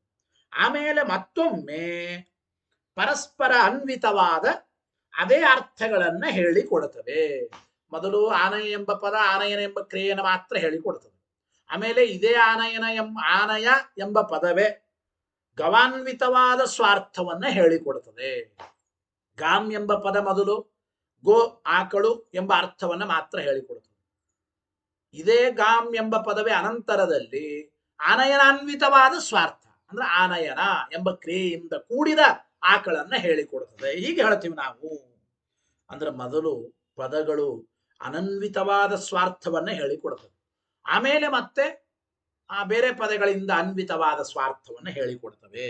ಹೀಗಂತಿವಾದ್ದರಿಂದ ಅನ್ಯೋನ್ಯಾಶ್ರಯತ ಇಲ್ಲ. ನೋಡಿ, ಪರಸ್ಪರ ನಿರಪೇಕ್ಷಾಣಿ ಪದಾನಿ ಪ್ರಥಮಂ ಪದಾರ್ಥ ಅನನ್ವಿತಾನ್ ಅಭಿಧಾಯ. ಪರಸ್ಪರ ನಿರಪೇಕ್ಷವಾದ ಗಾಮ್ ಆನಯ ಎಂಬ ಎಲ್ಲ ಬೇರೆ ಬೇರೆ ಪದಗಳು ಬೇರೆ ಪದಾರ್ಥದಿಂದ ಅನ್ವಿತವಲ್ಲದ ಸ್ವಾರ್ಥವನ್ನ ಮಾತ್ರ ಹೇಳಿಕೊಡ್ತವೆ. ಪಶ್ಚಾತ್ ಅನಂತರದಲ್ಲಿ ಅನ್ಯೋನ್ಯ ಅನ್ವಿತಾನ್ ಪರಸ್ಪರ ಸಂಬಂಧವುಳ್ಳ ಗಾಮ್ ಎಂಬ ಪದ ಆನಯನಾನ್ವಿತವಾದ ಪದಾರ್ಥ, ಆನಯ ಎಂಬ ಪದ ಗವಾನ್ವಿತವಾದ ಆನಯನ ಎಂಬ ಕ್ರಿಯೆಯನ್ನು ಹೇಳಿಕೊಡ್ತದೆ. ಇತಿ ತಾನೇವ ಅಭಿದದಾತಿ ಇತಿ ಕ್ವ ಇತರೇತರಾಶ್ರಯತ್ವಂ. ಎಲ್ಲಿ ಅನ್ಯೋನ್ಯಾಶ್ರಯ ಬರುತ್ತದೆ ಅಂತ ನಾವಂದ್ರೆ ಅವರಂದ್ರೆ ಇತಿನಚ ವಾಚ್ಯಂ ಹೀಗೆ ಹೇಳಬೇಡಿ. ಯಾಕೆ? ದ್ವಿರಭಿಧಾನ ಕಲ್ಪನಾಯ ಅಪ್ರಾಮಾಣಿಕತ್ವಾತ್ ಎಂಬ ಮಾತನ್ನು ಹೇಳ್ತಾ ಇದ್ದೇವೆ. ನೋಡಿ, ಪದಗಳಿಗೆ ಎರಡು ಬಾರಿ ಅರ್ಥವನ್ನ ಹೇಳುವಿಕೆ ಅಂಬೋದು ಇದು ಅತ್ಯಂತ ಅಪ್ರಾಮಾಣಿಕವಾದದ್ದು. ಮೊದಲು ಅನನ್ವಿತವಾದ ಪದಾರ್ಥವನ್ನ ಪದಗಳು ಹೇಳಿಕೊಡ್ತವೆ, ಆಮೇಲೆ ಇತರ ಪದಾರ್ಥದಿಂದ ಅನ್ವಿತವಾದ ಸ್ವಾರ್ಥವನ್ನ ಹೇಳಿಕೊಡ್ತವೆ. ಅಂದ್ರೆ ಮೊದಲು ಅನನ್ವಿತಾಭಿದಾಯಿ ಆಮೇಲೆ ಅನ್ವಿತಾಭಿದಾಯಿ ಆಗಿವೆ ಪದಗಳು. ಈ ರೀತಿ ಪದಗಳಿಗೆ ಎರಡೆರಡು ಬಾರಿ ಪದಾರ್ಥವನ್ನ ತಿಳಿಸಿಕೊಡುವ ಶಕ್ತಿ ಎಂಬುದು ಇದು ಅತ್ಯಂತ ಅಪ್ರಾಮಾಣಿಕ. ದ್ವಿರಭಿಧಾನ ಕಲ್ಪನಾಯ, ಪದಗಳು ಎರಡೆರಡು ಬಾರಿ ಒಂದೊಂದು ಅರ್ಥವನ್ನ ಹೇಳಿಕೊಡ್ತವೆ ಎಂಬುದು ಇದು ಅತ್ಯಂತ ಅಪ್ರಾಮಾಣಿಕ. ಮೊದಲು ಅಂದ್ರೆ ಕೇವಲ ಸ್ವಾರ್ಥವನ್ನ ಮಾತ್ರ ಹೇಳಿಕೊಡ್ತವೆ, ಆಮೇಲೆ ಇತರಾನ್ವಿತವಾದ ಸ್ವಾರ್ಥವನ್ನು ಹೇಳಿಕೊಡ್ತವೆ. ಹೀಗೆ ಎರಡೆರಡು ರೀತಿ ಕಲ್ಪನೆ ಮಾಡೋದು ಅತ್ಯಂತ ಅಪ್ರಾಮಾಣಿಕ. ಮತ್ತು ಇನ್ನೊಂದು ಮಾತು, ಅಚೇತನೇಶು ವಿರಮ್ಯೌ ವ್ಯಾಪಾರ ಅನುಪಪತ್ತೇಶ್ಚ. ನೋಡಿ, ಪದಗಳು ಅಂದ್ರೆ ಇವು ಅಚೇತನ. ಅಚೇತನವಾದ ಪದಗಳಿಗೆ ಎಲ್ಲಾದರೂ ವಿರಮ್ಯ ವ್ಯಾಪಾರ ಅಂಬೋದು ಉಂಟಾ ಎಂಬ ಮಾತನ್ನು ಹೇಳ್ತಾ ಇದ್ದ. ಅಚೇತನವಾದ ಪದಗಳಿಗೆ ವಿರಮ್ಯ ವ್ಯಾಪಾರ ಎಂಬುದು ಸರ್ವಥಾ ಸಾಧ್ಯವಿಲ್ಲ. ಗೊತ್ತಾಯ್ತೋ ಇಲ್ಲ? ಪದಗಳು ಅಚೇತನ. ಅಚೇತನವಾದ ಪದಗಳು ಮೊದಲು ಸ್ವಾರ್ಥವನ್ನ ಮಾತ್ರ ಹೇಳಿ ಸ್ವಲ್ಪ ಹೊತ್ತು ನಿಂತು ಆಮೇಲೆ ಇತರಾನ್ವಿತವಾದ ಸ್ವಾರ್ಥವನ್ನು ಹೇಳಿಕೊಡ್ತವೆ ಅಂತ ಈ ರೀತಿ ಹೇಳೋದು ಇದು ಯೋಗ್ಯವಾದದ್ದಲ್ಲ. ವಿರಮ್ಯ ವ್ಯಾಪಾರ ಎಂಬುದು ಚೇತನ ಧರ್ಮವೇ ಹೊರತು ಸರ್ವಥಾ ಅಚೇತನ ಧರ್ಮವಲ್ಲ. ಅಂದ್ರೆ ಒಂದು ಅರ್ಥವನ್ನು ಹೇಳಿ ಸ್ವಲ್ಪ ಹೊತ್ತು ನಿಂತು ಆಮೇಲೆ ಇನ್ನೊಂದು ಅರ್ಥವನ್ನ ಪದಗಳು ಹೇಳುತ್ತವೆ, ಹೀಗೆ ಇದನ್ನು ವಿರಮ್ಯ ವ್ಯಾಪಾರ ಅಂತ. ಅದನ್ನ ಮನುಷ್ಯರು ಚೇತನರು ಮಾಡಬಹುದು. ಒಂದು ಕೆಲಸವನ್ನ ಸ್ವಲ್ಪ ಮಾಡಿ ವಿಶ್ರಾಂತಿ ತೆಗೆದುಕೊಂಡು ಮತ್ತೊಂದು ಕೆಲಸವನ್ನ ಮುಂದುವರೆಸೋದು, ಹೀಗೆಲ್ಲ ಇದು ಚೇತನರ ಧರ್ಮವೇ ಹೊರತು ಪದಗಳು ಮೊದಲು ಒಂದು ಅರ್ಥವನ್ನು ಹೇಳಿ ಸ್ವಲ್ಪ ಹೊತ್ತಾದ್ಮೇಲೆ ಇನ್ನೊಂದು ಅರ್ಥವನ್ನು ಹೇಳುತ್ತವೆ, ಹೀಗೆಲ್ಲ ಹೇಳೋದು ಇದು ಕೂಡೋದಿಲ್ಲ. ಮತ್ತು ಕಿಂಚ ಇನ್ನೊಂದು ಮಾತು, ಪದಾನ ಅನ್ವಿತೇಶು ಅರ್ಥೇಶು ಶಕ್ತಿ ಗೃಹೀತಾ ಚೇತ್ ತಥಾ ವಿಧಾನೇವ ಪ್ರಥಮಂ ಅಭಿಧದ್ಯು ನಚೇತ್ ಪಶ್ಚಾದಪಿ ಕಥಂ ಅಭಿದದ್ಯು ಇತಿ. ಇದು ಹೇಳ್ತಾ ಇದ್ದಾರೆ, ಇದು ಸಾಧ್ಯವಿಲ್ಲ ಅಂತ ಅಭಿಪ್ರಾಯ. ಏನು ಅಂತಂದ್ರೆ ನೋಡಿ, ನೀವು ಹೇಳಿದಂತೆ ಪದಗಳಿಗೆ ಅನ್ವಿತ ಸ್ವಾರ್ಥದಲ್ಲೇ ಶಕ್ತಿ ಗೃಹೀತವಾಗಿದೆ ಅಂತಂದ್ರೆ, ಅಂದ್ರೆ ಪದಗಳು ಇತರಾನ್ವಿತವಾದ ಸ್ವಾರ್ಥವನ್ನೇ ತಿಳಿಸಿಕೊಡುತ್ತದೆ. ಗಾಮ್ ಎಂಬ ಪದ ಆನಯನಾನ್ವಿತವಾದ ಪದಾರ್ಥವನ್ನೇ ಹೇಳಿಕೊಡುತ್ತದೆ. ಆನಯ ಎಂಬ ಪದ ಗವಾನ್ವಿತವಾದ ಆನಯನ ಎಂಬ ಕ್ರಿಯೆಯನ್ನು ಹೇಳಿಕೊಡುತ್ತದೆ ಅಂತ ಹಿಂಗೆ ಅನ್ನೋದಾದ್ರೆ, ಅಂದ್ರೆ ಪದಗಳಿಗೆ ಅನ್ವಿತ ಸ್ವಾರ್ಥದಲ್ಲೇ ಶಕ್ತಿ ಇದೆ ಅಂತಂದ್ರೆ, ಹಾಗಾದ್ರೆ ಮೊದಲು ಬಾರಿಯೂ ಕೂಡ ಕೇವಲ ಸ್ವಾರ್ಥವನ್ನು ಹೇಳೋದು ಹೇಗೆ? ಈಗ ಪದಗಳಿಗೆ ಅನ್ವಿತ ಸ್ವಾರ್ಥಾಭಿದಾಯಿಕತ್ವ ಅಂದ್ರೆ ಪದಗಳು ಮೊದಲು ಅನ್ವಿತಾಭಿದಾಯಿಗಳು ಅಂತಂದ ಮೇಲೆ ಮೊದಲು ಅವು ಕೇವಲ ಸ್ವಾರ್ಥವನ್ನು ಹೇಳಿಕೊಡ್ತವೆ ಅಂತ ಹೇಗಂತೀರಿ? ಪದಗಳಿಗೆ ಅನ್ವಿತ ಸ್ವಾರ್ಥದಲ್ಲೇ ನೀವು ಶಕ್ತಿ ಎಂಬುದಾದ್ರೆ, ಹಾಗಾದ್ರೆ ಪದಗಳು ಮೊದಲು ಸ್ವಾರ್ಥವನ್ನು ಹೇಳಿಕೊಡೋದು ಅಂಬೋದು ಕೂಡೋದೇ ಇಲ್ಲ. ಗೊತ್ತಾಯ್ತೋ ಇಲ್ಲ? ಅಂದ್ರೆ ಪದಾನ ಅನ್ವಿತ ಸ್ವಾರ್ಥೇಶು ಶಕ್ತಿ ಗೃಹೀತಾ ಚೇತ, ಒಟ್ಟು ಪದಗಳಿಗೆ ಅನ್ವಿತವಾದ ಸ್ವಾರ್ಥದಲ್ಲೇ ಶಕ್ತಿ ಅಂತ ನೀವು ಅನ್ನೋದಾದ್ರೆ, ಹಾಗಾದ್ರೆ ತಥಾ ವಿಧಾನೇವ ಪ್ರಥಮಂ ಅಭಿಧದ್ಯು, ಹಾಗಾದ್ರೆ ಮೊದಲು ಕೂಡ ಪದಗಳು ಕೇವಲ ಸ್ವಾರ್ಥವನ್ನು ಹೇಳಿಕೊಡ್ತವೆ ಅನ್ಬೇಡ್ರಿ. ಅಂದ್ರೆ ಗಾಮ್ ಎಂಬ ಪದಕ್ಕೆ ಆನಯನಾನ್ವಿತವಾದ ಪದಾರ್ಥದಲ್ಲೇ ಶಕ್ತಿ. ಕನ್ನಡದಾಗ ಹೇಳ್ಬೇಕಂದ್ರೆ ಗಾಮ್ ಎಂಬ ಪದ, ಗಾಮ್ ಆನಯ ಎಂಬಲ್ಲಿ ಗಾಮ್ ಎಂಬ ಪದ ಆನಯನ ಎಂಬ ಕ್ರಿಯೆಯಿಂದ ಕೂಡಿದ ಆಕಳನ್ನ ಹೇಳಿಕೊಡುತ್ತದೆ ಅಂತ ಅರ್ಥ. ಆನಯ ಎಂಬ ಪದ ಗೋವಿನ ಸಂಬಂಧವುಳ್ಳ ಆನಯನ ಎಂಬ ಕ್ರಿಯೆಯನ್ನ ಹೇಳಿಕೊಡುತ್ತದೆ. ಹೀಗೆ ಅಂದ್ರೆ ಯಾವುದೇ ಪದಗಳಿಗೆ ಅನ್ವಿತ ಸ್ವಾರ್ಥದಲ್ಲಿ ಶಕ್ತಿ ಅಂದ್ರೆ ಯಾವುದೇ ಪದಗಳಿಗೆ ಅನ್ವಯವನ್ನ ಹೊಂದುವ ಯೋಗ್ಯತೆ ಉಳ್ಳ ಪದಾರ್ಥವನ್ನ ಹೇಳಿಕೊಡುವ ಶಕ್ತಿ ಅಂತಂದ್ರೆ, ಹಾಗಾದ್ರೆ ಮೊದಲು ಹೇಗೆ ಆ ಪದಾರ್ಥ ಸ್ವಾರ್ಥವನ್ನ ಮಾತ್ರ ಹೇಳುತ್ತದೆ? ಅಂದ್ರೆ ಗಾಮ್ ಎಂಬ ಪದ ಕೇವಲ ಆಕಳು ಎಂಬ ಅರ್ಥ, ಆನಯ ಎಂಬ ಪದ ಕೇವಲ ಆನಯನ ಎಂಬ ಕ್ರಿಯಾ, ಇದು ಮೊದಲು ಹೆಂಗೆ ಹೇಳಿಕೊಡ್ತದೆ? ಅದು ಸಾಧ್ಯ ಇಲ್ಲ ಅಂತ ಅಭಿಪ್ರಾಯ. ಹಾಗಾದ್ರೆ ಮೊದಲೂ ಕೂಡ ಆ ಪದಗಳು ಅನ್ವಿತ ಸ್ವಾರ್ಥವನ್ನೇ ಹೇಳಿಕೊಡುತ್ತವೆ ಅಂತ ಅನ್ನಬೇಕಾಗುತ್ತದೆ. ಇಲ್ಲ ಮೊದಲು ಪದಗಳು ಕೇವಲ ಸ್ವಾರ್ಥವನ್ನ ಮಾತ್ರ ಹೇಳಿಕೊಡ್ತವೆ, ಅನ್ವಿತವಾದ ಪದಾರ್ಥದಲ್ಲಿ ಪದಗಳಿಗೆ ಮೊದಲು ಶಕ್ತಿ ಇರೋದಿಲ್ಲ ಅಂತ ಅಂಬೋದಾದ್ರೆ, ಹಾಗಾದ್ರೆ ಎರಡನೇ ಬಾರಿ ಹೇಳುವಾಗಲೂ ಕೂಡ ಪದಗಳಿಗೆ ಅನ್ವಿತ ಸ್ವಾರ್ಥದಲ್ಲಿ ಶಕ್ತಿ ಇಲ್ಲ ಅಂತಾಗಲಿ, ಅದು ಹೇಗೆ ಉಪಯೋಗಗೊಳ್ಳುತ್ತದೆ ಎಂಬ ಮಾತನ್ನು ಹೇಳ್ತಾ ಇದ್ದಾರೆ. ಅಂದ್ರೆ ಒಟ್ಟು ಪದಗಳಿಗೆ ಅನ್ವಿತ ಸ್ವಾರ್ಥದಲ್ಲಿ ಶಕ್ತಿ ಎಂಬುದಾದ್ರೆ, ಮೊದಲು ಬಾರಿ ಹೇಳಿದ ಪದಗಳಿಗೂ ಅನ್ವಿತ ಸ್ವಾರ್ಥದಲ್ಲೇ ಶಕ್ತಿ ಇರಬೇಕು, ಕೇವಲ ಸ್ವಾರ್ಥದಲ್ಲಿ ಶಕ್ತಿ ಇರಬಾರದು. ಮೊದಲು ಹೇಳಿದ ಪದಗಳಿಗೆ ಕೇವಲ ಸ್ವಾರ್ಥದಲ್ಲಿ ಶಕ್ತಿ ಇರೋದಾದ್ರೆ, ಅನಂತರದಲ್ಲಿ ಹೇಳಿದ ಪದಗಳಿಗೂ ಕೂಡ ಕೇವಲ ಸ್ವಾರ್ಥದಲ್ಲೇನೆ ಶಕ್ತಿ ಅಂತಿರಲಿ ಅಂತ ಆಕ್ಷೇಪ ಬರುತ್ತದೆ. ಆದ್ದರಿಂದ ಅಂತೂ ಪದಗಳು ಅನ್ವಿತಾಭಿದಾಯಿ ಅಂತ ಏನ್ ಹೇಳ್ತಾ ಇದ್ರೆ ಅದು ಯೋಗ್ಯವಲ್ಲ ಅಂತ ಪೂರ್ವ ಪಕ್ಷಿಗಳ ಅಭಿಪ್ರಾಯ. ಇದಾದ ಮೇಲೆ ಮುಂದೆ ನೋಡಿ ಇಲ್ಲಿ ವಿಶೇಷಾನ್ವಿತಾಭಿಧಾನವಾದ ಅಂತ ಇದೆ. ಅಂದ್ರೆ ನಾವೇನ್ ಹೇಳಿದ್ದೇವೆ, ಪದಗಳು ಅನ್ವಿತಾಭಿದಾಯಿಗಳಾಗಿವೆ ಅಂದ್ರೆ ಯಾವುದೇ ಪದಗಳು ಯೋಗ್ಯೇತರಾನ್ವಿತವಾದ ಸ್ವಾರ್ಥವನ್ನ ತಿಳಿಸಿಕೊಡ್ತಾ ಇವೆ ಅಂತ ನಾವು ಅಂದಿದ್ದೇವೆ. ಕೆಲವರು ಏನಂತಾರಪ್ಪ ಅಂದ್ರೆ ವಿಶೇಷಾನ್ವಿತಾಭಿಧಾನವಾದ ಅಂತ ಕರೀತಾರೆ. ವಿಶೇಷಾನ್ವಿತಾಭಿಧಾನವಾದ ಅಂದ್ರೆ ಹೇಗೆ ನೋಡಿ, ಅತ್ರ ವಿಶೇಷಾನ್ವಿತಾಭಿಧಾನವಾದಿನಃ ಪರಿಹಾರಮಾಹು. ವಿಶೇಷವಾಗಿ ಅನ್ವಿತವಾದ ಪದಾರ್ಥದಲ್ಲಿ ಪದಗಳಿಗೆ ಶಕ್ತಿ ಅಂಬುವಾದಿಗಳು ಆ ಪೂರ್ವ ಪಕ್ಷಿಗಳ ಆಕ್ಷೇಪಕ್ಕೆ ಈ ರೀತಿ ಅವರು ಪರಿಹಾರ ಹೇಳ್ತಾರೆ. ಅವರು ಹೇಳುವ ಪರಿಹಾರ ಸರಿಯಲ್ಲ ಅಂತ ಹೇಳಿ ನಾವು ಮುಂದೆ ಉತ್ತರವನ್ನು ಹೇಳುತ್ತೇವೆ. ಏನು ಅವರಂತ ನೋಡಿ, ಪ್ರಥಮಂ ಪದಾನಿ ಸಾಹಚರ್ಯ ವಶಾತ್ ಅನನ್ವಿತ ಸ್ವಾರ್ಥಾನ್ ಸ್ಮಾರಯಂತಿ. ಅನನ್ವಿತ ಸ್ವಾರ್ಥಾನ್ ಸ್ಮಾರಯಂತಿ. ಪಶ್ಚಾತ್ ಇತರ ಸ್ಮಾರಿತೇನ ಅರ್ಥೇನ ಅನ್ವಿತ ಸ್ವಾರ್ಥಾನ್ ಅಭಿದದತಿ ಇತಿ ನ ಪದಾಂತರ ವೈಯರ್ಥ್ಯಂ. ಅಂದ್ರೆ ಮೊದಲನೇ ಪದವೇ ಗಾಂ ಆನಯ ಎಂಬಲ್ಲಿ ಗಾಂ ಎಂಬ ಪದವೇ ಆನಯನ ಅನ್ವಿತವಾದ, ಅಂದ್ರೆ ಆನಯನ ಎಂಬ ಕ್ರಿಯೆಯಿಂದ ಕೂಡಿದ ಆಕಳನ್ನ ಹೇಳದ ಮೇಲೆ ಆನಯ ಎಂಬ ಪದ ಯಾಕೆ? ಮೊದಲನೇ ಪದವೇ ಅನ್ವಿತಾಭಿದಾಯ ಆದ ಮೇಲೆ ಮುಂದಿನ ಆನಯ ಎಂಬ ಪದ ಬೇಕಾಗಿಲ್ಲ, ವ್ಯರ್ಥ ಅಂತ ಅವರ ಆಕ್ಷೇಪಕ್ಕೆ ವಿಶೇಷಾನ್ವಿತಾಭಿಧಾನವಾದಿಗಳು ಹೀಗೆ ಪರಿಹಾರವನ್ನು ಹೇಳುತ್ತಾರೆ. ಏನ್ ಹೇಳ್ತಾರೆ ಅವರು ಪರಿಹಾರ? ಅದು ನೋಡಿ, ಯಾವುದೇ ಪದಗಳು ಮೊದಲು ಪದಾರ್ಥದ ಜೊತೆಗಿರತಕ್ಕಂತಹ ಸಾಹಚರ್ಯದಿಂದಾಗಿ, ಅಂದ್ರೆ ಪದಗಳಿಗೂ ಪದಾರ್ಥಗಳಿಗೂ ಸಾಹಚರ್ಯ ಇದೆ, ಪದಗಳಿಗೂ ಪದಾರ್ಥಕ್ಕೂ ಸಾಹಚರ್ಯ ಇದೆ, ನಿಧಾನವಾಗಿ ತಿಳಿಯಿರಿ. ಅಂದ್ರೆ ಮೊದಲು ಪದಗಳು ಆ ಪದಾರ್ಥದ ಜೊತೆಗೆ ಸಾಹಚರ್ಯ ಉಳ್ಳದ್ದಾದ್ದರಿಂದ ಅನನ್ವಿತವಾದ ಸ್ವಾರ್ಥವನ್ನ ಮಾತ್ರ ಸ್ಮರಣೆಗೆ ಅಂದ್ರೆ ತಂದು ಕೊಡ್ತವೆ. ಅನನ್ವಿತವಾದ ಸ್ವಾರ್ಥದ ಪದಾರ್ಥದ ಸ್ಮರಣೆಯನ್ನ ಮಾತ್ರ ತಂದು ಕೊಡುತ್ತವೆ. ಅಂದ್ರೆ ಅಭಿಪ್ರಾಯ ಇದು ಶಕ್ತಿಯಿಂದ ಅಭಿಧಾನವಲ್ಲ ಅಂತ ಅಭಿಪ್ರಾಯ.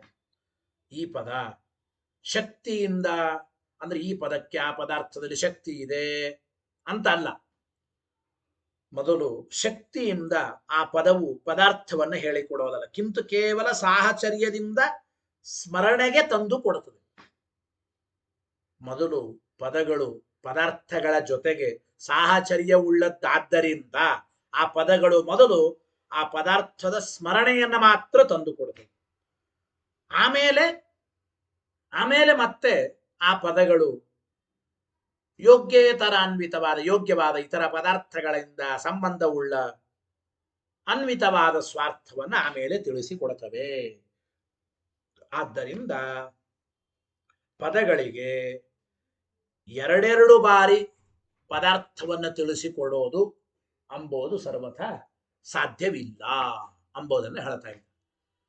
ಅಂದ್ರೆ ಪದಗಳು ಮೊದಲು ಸ್ವಾರ್ಥವನ್ನು ತಿಳಿಸಿಕೊಟ್ಟು ಆಮೇಲೆ ಅನ್ವಿತಾಭಿದಾಯಿಗಳಾಗಿವೆ ಅಂತಂದ್ರೆ, ಜಡವಾದ ಪದಗಳು ಮೊದಲು ಸ್ವಾರ್ಥವನ್ನು ತಿಳಿಸ್ತವೆ, ಆಮೇಲೆ ಸ್ವಲ್ಪ ಹೊತ್ತಾದ್ಮೇಲೆ ಅನ್ವಿತಾಭಿದಾಯಿಗಳಾಗಿವೆ ಅಂತ ಹೇಳಿದ್ರೆ ಅದು ವಿರಮ್ಯ ವ್ಯಾಪಾರ ಕೂಡೋದಿಲ್ಲ ಪದಗಳಿಗೆ ಅಂತ ಅನುಭವ. ಈಗ ಹಾಗಿಲ್ಲ. ಪದಗಳು ಮೊದಲು ಪದಾರ್ಥಗಳ ಜೊತೆಗೆ ಸಾಹಚರ್ಯ ಉಳ್ಳದ್ದಾದ್ದರಿಂದ ಯಾವುದೇ ಪದಗಳು ಮೊದಲು ಆ ಪದಾರ್ಥದ ಸ್ಮರಣೆಯನ್ನ ಮಾತ್ರ ತಂದು ಕೊಡುತ್ತವೆ. ಪದಾರ್ಥದ ಸ್ಮರಣೆಯನ್ನ ಮಾತ್ರ ತಂದು ಕೊಡುತ್ತವೆ. ಆಮೇಲೆ ಪದಾರ್ಥದ ಸ್ಮರಣೆಯನ್ನ ತಂದು ಕೊಟ್ಟ ಮೇಲೆ ಬೇರೆ ಪದಗಳಿಂದ ಸ್ಮಾರಿತವಾದ ಆ ಪದಾರ್ಥಾಂತರ ಅಂದ್ರೆ ಬೇರೆ ಪದಾರ್ಥದಿಂದ ಅನ್ವಿತವಾದ ಸ್ವಾರ್ಥವನ್ನ ಆಮೇಲೆ ತಿಳಿಸಿಕೊಡ್ತವೆ. ಈ ರೀತಿ ಪದಾರ್ಥಾಂತರ ವೈಯರ್ಥ್ಯ ಎಂಬ ದೋಷ ಇಲ್ಲ ಅಂತ ಅವ್ರು ಹೇಳ್ತಾ ಇದ್ದಾರೆ. ಶಬ್ದಾರ್ಥ ನೋಡಿ, ಪ್ರಥಮ ಮೊದಲಿಗೆ ಪದಾನಿ ಪದಗಳು ಸಾಹಚರ್ಯ ವಶಾತ ಪದಾರ್ಥಗಳ ಜೊತೆಗೆ ಸಹಚರಿತವಾಗಿವೆ. ಪದಾರ್ಥಗಳು ಪದಗಳು ಯಾವಾಗಲೂ ಜೋಡಿನೇ ಅವು. ಪದಗಳಿಗೆ ಪದಾರ್ಥಗಳ ಸಾಹಚರ್ಯ. ಅಂದ್ರೆ ಧೂಮಕ್ಕೆ ಹೇಗೆ ಅಗ್ನಿಯ ಸಾಹಚರ್ಯ ಇರುತ್ತದೋ ಹಾಗೆ ಪದಗಳಿಗೂ ಕೂಡ ಪದಾರ್ಥಗಳ ಸಾಹಚರ್ಯ. ಅಂದ್ರೆ ಪದಗಳು ಪದಾರ್ಥಗಳ ಜೊತೆಗೆ ಸಾಹಚರ್ಯ ಉಳ್ಳದ್ದಾದ್ದರಿಂದ ಮೊದಲು ಅನನ್ವಿತವಾದ ಆ ಪದಾರ್ಥಗಳನ್ನ ಸ್ಮರಣೆಗೆ ತಂದು ಕೊಡ್ತವೆ. ಸಾಹಚರ್ಯ ವಶಾತ ಅನನ್ವಿತ ಸ್ವಾರ್ಥಾನ್ ಸ್ಮಾರಯಂತಿ. ಪಶ್ಚಾತ್ ಅನಂತರ ಆ ಪದಗಳೇನೆ ಇತರೇತರ ಸ್ಮಾರಿತೇನ ಅರ್ಥೇನ ಪಶ್ಚಾತ್ ಇತರೇತರ ಸ್ಮಾರಿತೇನ ಅರ್ಥೇನ ಬೇರೆ ಪದದಿಂದ ಸ್ಮಾರಿತವಾದ ಪದಾರ್ಥಗಳ ಜೊತೆಗೆ ಸಂಬಂಧವುಳ್ಳ ಸ್ವಾರ್ಥಾನ್ ಅಭಿದದತಿ. ಬೇರೆ ಪದಾರ್ಥಗಳ ಸಂಬಂಧವುಳ್ಳ ಪದಾರ್ಥವನ್ನ ಆಮೇಲೆ ಹೇಳಿಕೊಡ್ತವೆ. ಅಂದ್ರೆ ಅಭಿಪ್ರಾಯ ಏನ್ ಗೊತ್ತಾ? ಈಗ ಗಾಮ್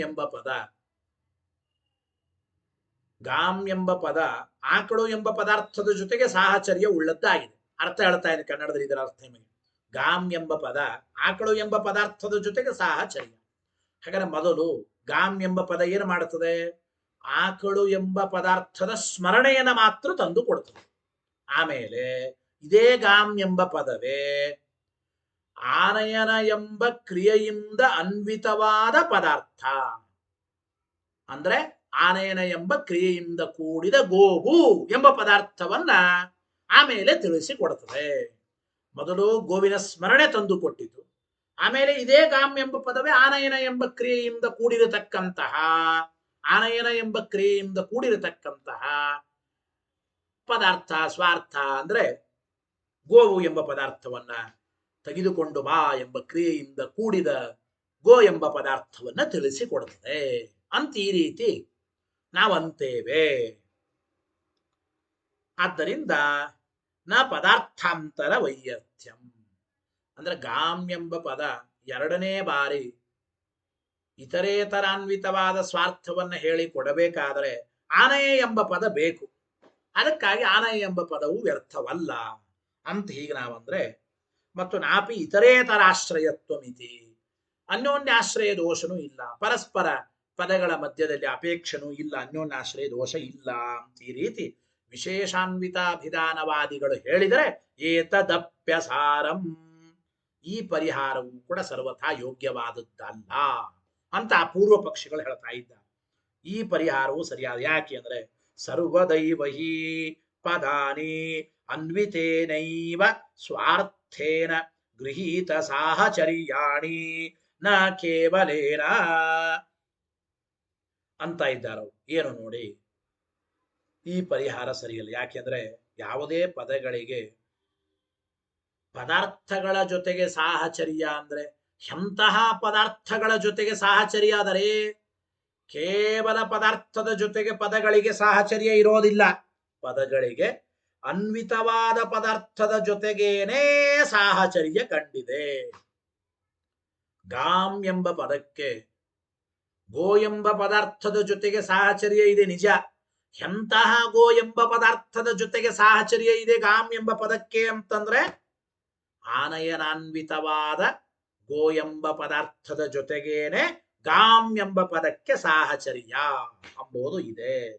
ಕೇವಲ ಸ್ವಾರ್ಥದ ಜೊತೆಗೆ ಆ ಪದಕ್ಕೆ ಸಾಹಚರ್ಯ ಎಂಬುದು ಎಲ್ಲಿಯೂ ಕಂಡಿಲ್ಲ ಎಂಬ ಮಾತನ್ನು ಹೇಳ್ತಾ ಇದ್ದಾರೆ. ಸರ್ವದೈವಹಿ, ಯಾವಾಗಲೂ ಪದಾನಿ ಪದಗಳು ಅನ್ವಿತೇನೈವ ಸ್ವಾರ್ಥೇನ ಅಂದ್ರೆ ಯಾವಾಗಲೂ ಗಾಮ್ ಎಂಬ ಪದ ಅಂದ್ರೆ ಆನಯನಾನ್ವಿತವಾದ ಅಥವಾ ಬಂಧನಾನ್ವಿತವಾದ, ದರ್ಶನಾನ್ವಿತವಾದ, ಹೀಗೆ ಬೇರೆ ಪದದ ಅರ್ಥದಿಂದ ಕೂಡಿಕೊಂಡ ಪದಾರ್ಥದ ಜೊತೆಗೇನೇ ಸಾಹಚರ್ಯ ಇದೆ ಗಾಮ್ ಎಂಬ ಪದಕ್ಕೆ, ನ ಕೇವಲೇನ.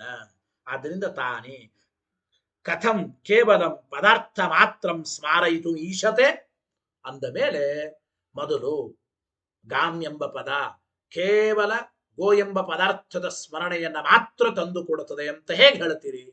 ಅದು ಸಾಧ್ಯವೇ ಇಲ್ಲ. ಗಾಮ್ ಎಂಬ ಪದಕ್ಕೆ ಗೋ ಪದಾರ್ಥದ ಜೊತೆಗೆ ಸಾಹಚರ್ಯ, ಎಂತಹ ಗೋ ಪದಾರ್ಥದ ಜೊತೆಗೆ ಸಾಹಚರ್ಯ? ಇತರಾನ್ವಿತವಾದ ಗೋ ಪದಾರ್ಥದ ಜೊತೆಗೇನೆ ಸಾಹಚರ್ಯ ಇದೆ. ಕೇವಲ ಗೋ ಎಂಬ ಪದಾರ್ಥದ ಜೊತೆಗೆ ಸಾಹಚರ್ಯ ಎಂಬುದು ಸರ್ವಥಾ ಇಲ್ಲ. ಸಾಹಚರ್ಯ ಎಂಬುದು ಸರ್ವಥಾ ಇಲ್ಲ ಎಂಬ ಮಾತನ್ನೇ ತಿಳಿಸಿಕೊಡ್ತಾ ಇದ್ದಾರೆ ಎಂಬ ಚಿಂತನೆ ನಮಗೆ ಬರಬೇಕು. ಅಂದ ಮೇಲೆ ಗೋ ಎಂಬ ಪದ, ಗಾಮ್ ಎಂಬ ಪದ ಕೇವಲ ಆಕಳು ಎಂಬ ಪದಾರ್ಥವನ್ನ ಸ್ಮರಣೆಗೆ ತಂದು ಕೊಡುತ್ತದೆ ಅಂತ ಹೇಗಂತೀರಿ? ಕಥಂ ಕೇವಲ ಪದಾರ್ಥ ಮಾತ್ರ ತಾನಿ ಸ್ಮಾರಯಿತು ಈಶತೆ. ನೋಡಿ, ಯಥಾ ಅನುಭವಂ ಹಿ ಸ್ಮರಣೇನ ಉತ್ಪತ್ತವ್ಯಂ. ನೋಡಿ, ಸ್ಮರಣೆ ಹೇಗೆ ಬರ್ತದೆ? ಯಾವಾಗಲೂ ಕೂಡ ಅನುಭವ ಯಾವ ರೀತಿ ಇರುತ್ತದೋ ಅದೇ ರೀತಿ ಸ್ಮರಣೆ ಬರುತ್ತದೋ ಇಲ್ಲೋ? ಯಾವುದೇ ಪದಾರ್ಥದ ನೆನಪು, ಯಾವುದೇ ವ್ಯಕ್ತಿಯ ಸ್ಮರಣೆ ಆಗೋದು ಹೇಗೆ? ಪೂರ್ವದಲ್ಲಿ ಅನುಭವ ಹೇಗಿರುತ್ತದೆ ಅದೇ ರೀತಿನೇ ಆ ಒಂದು ವ್ಯಕ್ತಿಯ ಸ್ಮರಣೆ ಅಂಬೋದು ಬರುತ್ತದೆ. ಆ ವ್ಯಕ್ತಿಯ ಸ್ಮರಣೆ ಅಂಬೋದು ಬರುತ್ತದೆ. ಹೌದೋ ಇಲ್ಲೋ? ಹೌದು ಎಂಬ ಮಾತನ್ನ ಹೇಳ್ತಾ ಇದ್ದಾರೆ. ನೋಡಿ, ಅಲ್ಲಿ ತಿಳಿಸಿಕೊಡ್ತಾ ಇದ್ದಾರೆ, ಅನುಭವ ಹೇಗಿದೆಯೋ ಹಾಗೇನೇ ಸ್ಮರಣೆ ಬರುತ್ತದೆ. ಈಗ ಅನುಭವ ಹೇಗಿದೆ? ಅನುಭವ ಹೇಗಿದೆ? ಯಾವುದೇ ಪದವು ಮೊದಲು ಅನ್ವಿತವಾದ ಸ್ವಾರ್ಥವನ್ನೇ ತಿಳಿಸಿಕೊಡ್ತವೆ ಹೊರತು ಕೇವಲ ಸ್ವಾರ್ಥವನ್ನು ಯಾವ ಪದಗಳು ತಿಳಿಸಿಕೊಡೋದಿಲ್ಲ. ಅಂದ ಮೇಲೆ ಅನ್ವಿತವಾದ ಪದಾರ್ಥದ ಜೊತೆಗೇ ಸಾಹಚರ್ಯ ಪದಗಳಿಗೆ ಇರೋದ್ರಿಂದ ಆ ಪದಗಳು ಅನ್ವಿತವಾದ ಪದಾರ್ಥದ ಸ್ಮರಣೆಯನ್ನೇ ತಂದು ಕೊಡಬೇಕೇ ಹೊರತು ಅನನ್ವಿತವಾದ ಕೇವಲ ಪದಾರ್ಥದ ಸ್ಮರಣೆಯನ್ನ ಪದಗಳು ತಂದು ಕೊಡೋದಿಲ್ಲ ಅಂತ ಅಭಿಪ್ರಾಯ. ಗೊತ್ತಾಯಿತೋ ಇಲ್ಲ? ಸರ್ವಥಾ ತಂದು ಕೊಡೋದಿಲ್ಲ. ಅನುಭವ ಹೇಗಿರುತ್ತದೆ ಹಾಗೆ ಸ್ಮರಣೆ ಬರಬೇಕು. ಎಲ್ಲ ಪದಗಳಿಗೆ ಅನುಭವ ಹೇಗೆ ಅಂದ್ರೆ ಯೋಗ್ಯೇತರಾನ್ವಿತವಾದ ಸ್ವಾರ್ಥದಲ್ಲೇ ಶಕ್ತಿ ಇದೆ ಎಂಬ ಅನುಭವ ಇದೆ. ಹಾಗಾದ್ರೆ ಸ್ಮರಣೆ ಬರೋದು ಹೇಗೆ ಬರಬೇಕು? ಪದಗಳು ಯೋಗ್ಯೇತರಾನ್ವಿತವಾದ ಸ್ವಾರ್ಥದ ಸ್ಮರಣೆಯನ್ನೇ ತಂದು ಕೊಡಬೇಕು. ಕೇವಲ ಸ್ವಾರ್ಥದ ಸ್ಮರಣೆಯನ್ನು ತಂದು ಕೊಡ್ತವೆ ಅಂತ ಹೇಳಲಿಕ್ಕೆ ಬರಲ್ಲ. ನತು ಪರೀಕ್ಷಕ ಪ್ರಯೋಜನ ಅನುಸೃತ್ಯ ಎಂಬ ಮಾತನ್ನು ಹೇಳ್ತಾ ಇದ್ದಾರೆ. ಹಿಂದೆ ಹೇಳಿದಂತೆ ಬೇರೆ ಪದದ ವೈಯರ್ಥ್ಯ ಪರಿಹಾರ ಈ ರೀತಿ ಹೇಳಿಬಿಟ್ರೆ ನಮಗೆ ಅಂದ್ರೆ ಪದಾಂತರದ ವೈಯರ್ಥ್ಯ ಪರಿಹಾರ ಆಗುತ್ತದೆ, ಅನ್ಯೋನ್ಯಾಶ್ರಯ ಪರಿಹಾರ ಆಗುತ್ತದೆ ಅಂತ ಈ ರೀತಿ ಪ್ರಯೋಜನವನ್ನ ಅಪೇಕ್ಷಿಸಿಕೊಂಡು ಪದಗಳು ಕೇವಲ ಸ್ವಾರ್ಥವನ್ನ ಮಾತ್ರ ಸ್ಮರಣೆಗೆ ತಂದು ಕೊಡ್ತವೆ ಅಂತ ಹಿಂಗೆಲ್ಲ ಹೇಳಲಿಕ್ಕೆ ಬರೋದಿಲ್ಲ. ಪರೀಕ್ಷಕರ ಪ್ರಯೋಜನವನ್ನ ಅನುಸರಿಸಿ ಪದಗಳು ಸ್ಮರಣೆಯನ್ನ ತಂದು ಕೊಡ್ತವೆ ಅಂತ ಹೇಳಲಿಕ್ಕೆ ಬರೋದಿಲ್ಲ. ಸ್ಮರಣೆ ಬರೋದು ಪ್ರಯೋಜನವನ್ನ ಅನುಸರಿಸಿಕೊಂಡು ಅಲ್ಲ, ಅನುಭವವನ್ನ ಅನುಸರಿಸಿಕೊಂಡು ಸ್ಮರಣೆ ಅಂಬೋದು ಬರುತ್ತದೆ. ಗೊತ್ತಾಯಿತು? ಅನುಭವವನ್ನ ಅನುಸರಿಸಿಕೊಂಡು ಸ್ಮರಣೆ ಅಂಬೋದು ಬರುತ್ತದೆ. ನಹಿ ಪದಂ ಪದಾರ್ಥ ಮಾತ್ರ ಪ್ರತಿಪತ್ತಯೇ ಪ್ರಯುಜ್ಯತೆ. ಯಾವುದೇ ಒಂದು ಪದಗಳು ಕೇವಲ ಪದಾರ್ಥದ ಜ್ಞಾನಕ್ಕೆ ಮಾತ್ರ ಪ್ರಯೋಗಿಸಲ್ಪಡಲ್ರಿ. ಕಿಂತು ವ್ಯವಹಾರಾಯ. ಪದಗಳ ಪ್ರಯೋಗ ಯಾತಕ್ಕೆ? ವ್ಯವಹಾರ ಮಾಡೋದಕ್ಕಾಗಿ ಪದಗಳ ಪ್ರಯೋಗವೇ ಹೊರತು ಕೇವಲ ಪದಾರ್ಥವನ್ನ ಮಾತ್ರ ತಿಳಿಸಿಕೊಡೋದು ಪದಗಳ ಪ್ರಯೋಗದ ಒಂದು ಪ್ರಯೋಜನ ಅಲ್ಲ. ಪದಗಳ ಪ್ರಯೋಗ ಮಾಡೋದೇನೆ ವ್ಯವಹಾರ ನಡೆಯೋದಕ್ಕಾಗಿ ಎಂಬ ಮಾತನ್ನ ಅಲ್ಲಿ ತಿಳಿಸಿಕೊಡ್ತಾ ಇದ್ದಾರೆ. ಗೊತ್ತಾಯಿತೋ ಇಲ್ಲ? ಆ ಪದಗಳ ಪ್ರಯೋಗ ಪ್ರವೃತ್ತಿ ನಿವೃತ್ತಿಯಾದಿ ವ್ಯವಹಾರಗೋಸ್ಕರ ನಾವು ಪದಗಳ ಪ್ರಯೋಗ ಮಾಡಿ ಗಾಮಾನಯ ಅಂತಂದ್ರೆ ಆಕಳನ್ನು ತರೋದಕ್ಕೆ ಪ್ರವೃತ್ತನಾಗಬೇಕು. ಗೊತ್ತಾಯ್ತು? ನಪಲಾಂಡುಂ ಭಕ್ಷಯೀತ, ಉಳ್ಳಾಗಡ್ಡಿ ತಿನ್ನಬೇಡ, ಅದು ನಿಷಿದ್ಧ. ತಿನ್ನೋದ್ರಿಂದ ನಿವೃತ್ತನಾಗಬೇಕು. ಯಾವುದೇ ಒಂದು ಪದಗಳ ಪ್ರಯೋಗ ಪ್ರವೃತ್ತಿ ನಿವೃತ್ತಿಗೆ ಅಂದ್ರೆ ಪ್ರವೃತ್ತಿ ನಿವೃತ್ತಿ ಎಂಬ ವ್ಯವಹಾರಕ್ಕಾಗಿ ಉಂಟೇ ಹೊರತು ಕೇವಲ ಪದಾರ್ಥಗಳ ಜ್ಞಾನಕ್ಕಾಗಿ ಪದಗಳ ಪ್ರಯೋಗ ಅಲ್ಲ. ಕಿಂತು ವ್ಯವಹಾರಾಯ ಸಚ. ಹಾಗಾದ್ರೆ ವ್ಯವಹಾರ ಎಲ್ಲಿ ಕಂಡದ್ ಹೇಳ್ರಿ? ಜಗತ್ತಿನಲ್ಲಿ ಯಾವುದೇ ಪದಗಳ ವ್ಯವಹಾರ ಮಾಡೋದು ಎಲ್ಲಿ ಕಂಡಿದ್? ಸಚ ಅನ್ವಿತೇ ಏವ. ಅನ್ವಿತೇ ಏವ. ಆದ್ದರಿಂದ ಅನ್ವಿತಾನಾಮೇವ ಪದಾರ್ಥಾನಾಂ ಪದೇಭ್ಯ ಸ್ಮರಣಂ ಸ್ಯಾತ್. ಆದ್ದರಿಂದ ನಾವು ವ್ಯವಹಾರ ಯೋಗ್ಯೇತರಾನ್ವಿತವಾದ ಪದಾರ್ಥದಲ್ಲೇನೆ ಪದಗಳಿಗೆ ವ್ಯವಹಾರ ಕಂಡಿದೆ. ಆ ವ್ಯವಹಾರಕ್ಕೆ ಅನುಸಾರವಾಗಿ ಪದಗಳು ಕೂಡ ಯೋಗ್ಯೇತರಾನ್ವಿತವಾದ ಸ್ವಾರ್ಥದ ಅಂದ್ರೆ ಯೋಗ್ಯೇತರಾನ್ವಿತವಾದ ಪದಾರ್ಥಗಳ ಸ್ಮರಣೆಯನ್ನೇ ತಂದುಕೊಡಬೇಕೇ ಹೊರತು ಕೇವಲ ಪದಾರ್ಥಗಳ ಸ್ಮರಣೆಯನ್ನ ಪದಗಳು ತಂದು ಕೊಡ್ತವೆ ಅಂತ ಸರ್ವಥ ಹೇಳಲಿಕ್ಕೆ ಬರೋದಿಲ್ಲ. ಗೊತ್ತಾಯ್ತೋ ಇಲ್ಲ? ಆ ವ್ಯವಹಾರ ಅಂಬೋದು ಅಲ್ಲಿ ಹೇಳ್ತಾ ಇದ್ದ ವ್ಯವಹಾರ ಪ್ರವೃತ್ತಿ ನಿವೃತ್ತಿ ಎಂಬ ಈ ವ್ಯವಹಾರ ಅಂಬೋದು ಅನ್ವಿತ ಪದಾರ್ಥಗಳಲ್ಲೇ ಇದೆ. ಗೊತ್ತಾಯ್ತು? ಅನ್ವಿತ ಪದಾರ್ಥಗಳಲ್ಲೇ ಇದೆ. ಆದ್ದರಿಂದ ಅನ್ವಿತ ಪದಾರ್ಥಗಳ ಜೊತೆಗೆ ಸಾಹಚರ್ಯ ಉಳ್ಳ ಪದಗಳು ಅನ್ವಿತವಾದ ಪದಾರ್ಥವನ್ನೇ ಸ್ಮರಣೆಗೆ ತಂದು ಕೊಡಬೇಕೇ ಹೊರತು ಕೇವಲ ಪದಾರ್ಥಗಳ ಸ್ಮರಣೆ ಅಲ್ಲ ಎಂಬ ಮಾತನ್ನ ಇಲ್ಲಿ ತಿಳಿಸಿಕೊಡ್ತಾ ಇದ್ದಾರೆ ಎಂಬುದನ್ನ ಹೇಳದಂಗಾಯಿತು.